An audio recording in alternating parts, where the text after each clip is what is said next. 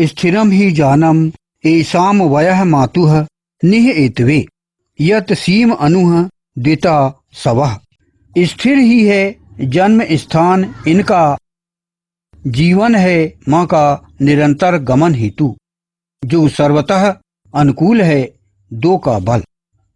यह ऋग्वेद के प्रथम मंडल के 37वें सूक्त का 9वां मंत्र है। प्रैक्टिकल क्या है? यह कहा जाए कि मैं गलत था या मैं गलत थी।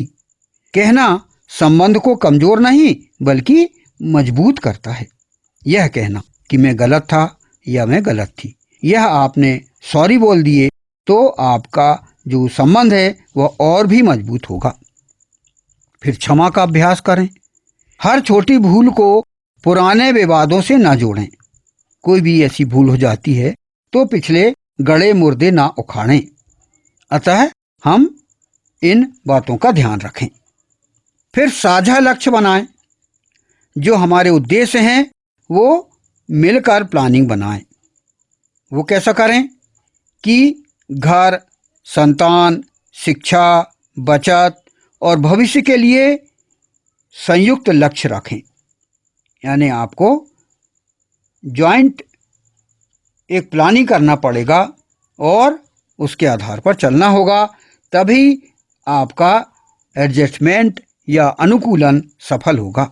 हम यहाँ पर अनुकूलन के उपाय पर चर्चा कर रहे हैं। आज के समय में अनुकूलन की कमी है पति पत्नी में, इसीलिए इस पर हम ज़्यादा चर्चा कर रहे हैं। तो अगला उपाय है कि तुलना ना करें। उसका उपाय क्या है? व्यवहारिक, दूसरे पति पत्नी से अपने साथी की तुलना ना करें।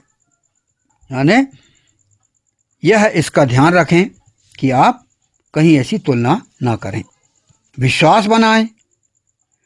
इसके लिए अनावश्यक संदेह और निगरानी से बचें। आप जो है एक दूसरे पर विश्वास बनाएं। फिर धैर्य रखें। इसके लिए स्वभाव बदलने में समय लगता है, इसलिए हमें धैर्य रखना अति आवश्यक है। फिर धार्मिक और आध्यात्मिक अभ्यास भी एक उपाय है। वो कैसे करें? आप साथ में प्रार्थना करें। पति पत्नी साथ में प्रार्थना करें। पति पत्नी साथ में स्वाध्याय करें, स्टडी करें और ध्यान भी करें। यह पतंजलि योग दर्शन के आधार पर आप इस पर कार्यनीति बना सकते हैं। समस्या पर हमला करें, व्यक्ति पर नहीं। यह भी एक उपाय है। वह कैसे करें कि कोई भी समस्या आई तो उस पर आप एक दूसरे पर आक्षेप ना लगाएं। तुम खराब हो के बजाय यह समस्या कैसे ठीक करें यह कहें।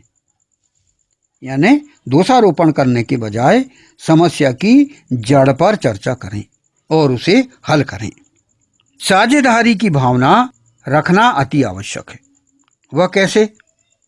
पति और पत्नी दोनों स्वयं को परिवार का सह निर्माता समझें। जो परिवार जो होता है वह दोनों के ही प्रयासों से बनता है। जैसे कि वेदों में कहा ही गया है कि युगल जो है वो एक ही इकाई है। पति और पत्नी को सिंगल यूनिट माना गया है। वे दोनों अलग अलग नहीं हैं। अर्धांगिनी सिद्धांत वेद में स्वीकार किया गया है और वही हमें समाज में भी देखने को मिलता है।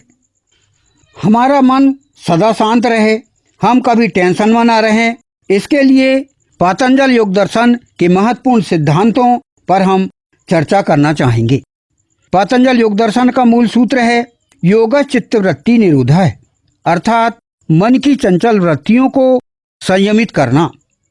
पति पत्नी के संदर्भ में इसका व्यवहारिक अर्थ यह हो सकता है कि पहले अपनी मानसिक प्रतिक्रिया को नियंत्रित करें, फिर साथी को सुधारने का प्रयास करें। इसलिए उत्तेजना यदि आती है तो पहले आप ठहर जाएं।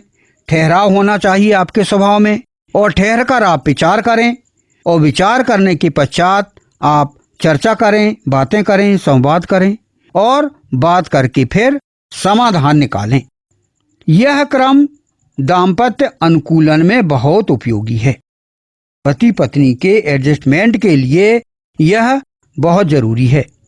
यदि कोई गुस्सा आया तो आप ठहर जाइए, आप विचार करिए, फिर बातचीत करिए और शांत स्वर में, शांत माहौल में बात करिए, फिर बात करके समाधान निकालिए। तो इसके लिए पातंजल योग दर्शन के आधार पर आप अपने मन को शांत करें, प्राणायाम करें और मन को शांत करने के लिए ऐसे उपाय ढूंढें जिससे कि आपको टेंशन ना हो। भगवान राम भगवान सीता से क्या सीखें हम? राम सीता की कथा से कर्तव्य निष्ठा और कठिन परिस्थितियों में धैर्य की शिक्षा ली जा सकती है। तो यह जो है पति पत्नी के लिए बेहतर सूत्र हम ज्ञात कर सकते हैं।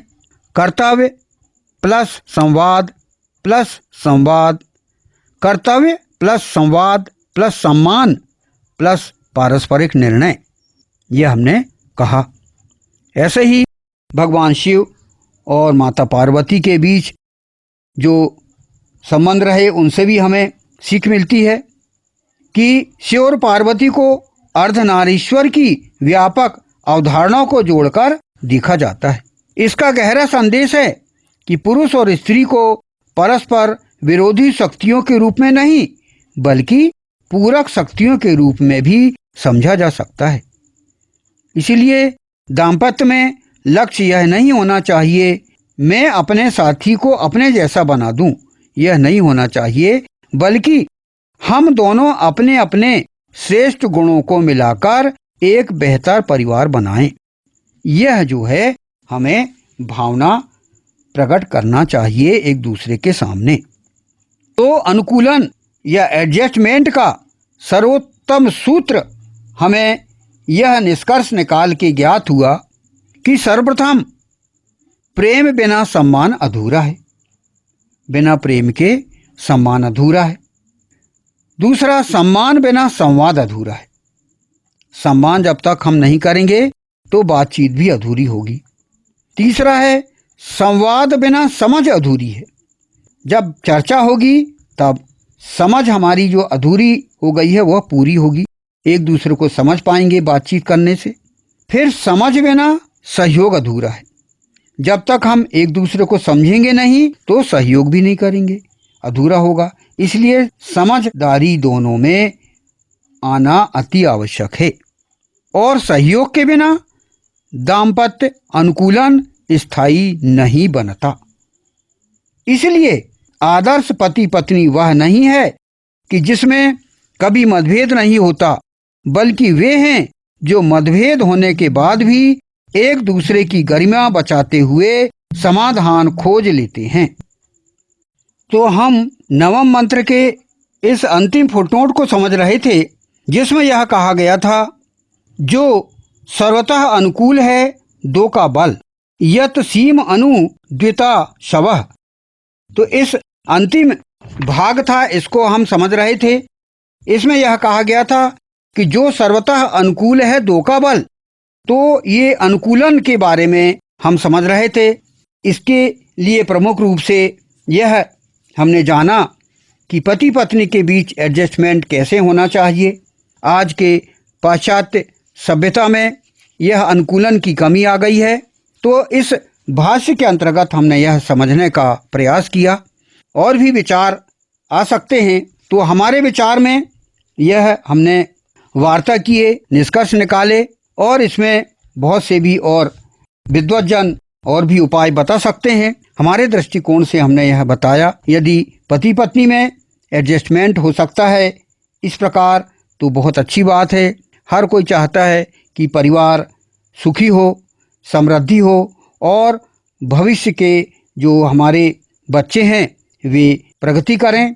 और जैसे कि इस मंत्र का प्रमुख विषय है मरुत, और जो कि चंचल मनोवृत्ति वाले बच्चे हैं या कुछ जुझारू बच्चे हैं, उनको हम अच्छा माहौल दे सकें, उनका निर्माण कर सकें। इसके लिए अति आवश्यक है पहले कि पति पत्नी में यदि ऐसे एडजस्टमेंट नहीं होगा तो बच्चे आगे नहीं सीख पाएंगे, बच्चे का भविष्य अंधकार में हो जाएगा। इसलिए सुनहरे भविष्य के लिए यह जरूरी है कि पति पत्नी में अनुकूलन, पति की पत्नी में एडजस्टमेंट होना अति आवश्यक है।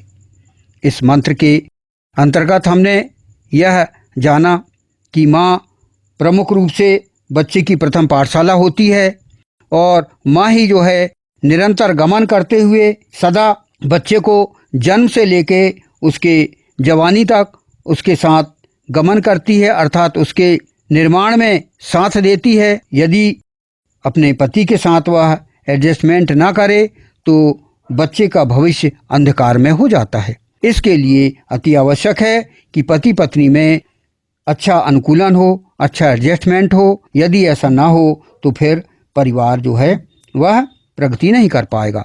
तो परिवार की प्रगति के लिए इस वेद मंत्र के माध्यम से हमने यह उपाय ज्ञात किए। तो इस को हम इतिश्री करते हैं। स्थिर ही है जन्म स्थान इनका, जीवन है माँ का निरंतर गमन हेतु, जो सर्वतः अनुकूल है दो का बल। ओम स्थिरम ही जानम एषाम वयः मातुः निह एतवे एत सीम अनुदिता शवः। ओम। वैदिक पर्सपेक्टिव के इस YouTube चैनल को सब्सक्राइब करें, वीडियो को लाइक व शेयर करें।